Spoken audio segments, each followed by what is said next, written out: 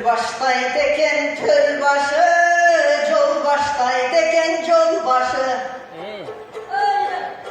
Ezelden beri değil günü el baştay kalkın el başı. Baykadı garbı bulardın birinci çıktım men başı. Bırak savremenli yakınlarda birinci baştay en yaşı. Negizi ulusu baştaydı deçene. Cesurması var gözünde sulusu baştaydı deçene. Ulu da sulu demez bilmen düşündü duran içeri.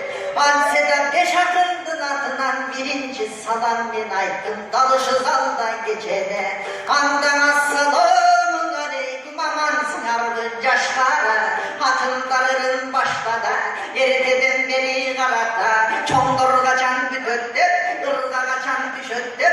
Kalkımız bütür caddana, komustu bulgun alalı, kozuma olun salalı. Sirvey kalkın gütsege, ırgamaygan bir kanalı. Andemese kalayı, bilesin yer varına. Yaşın denen ağrına, el altında vatalı. El yurtunan vatalı, toplumuştayca sanır. Rahmatullah'a kalır, bu özü saattay oldum tak kişi. Sarızganday sak kişi, üstüne giyen çapanday peynidarın ak kişi. Anandaki sözünde var çın çıvalsak at dişi. Mezgilli buğuk söyledim, bu kişi Mercedes'ten bat kişi. Geçen eseseridir çağında, kökümü degen bilinirse, kızıp durgan malında. Tek üstünleri kırdın dep, tıkıp durgan malında.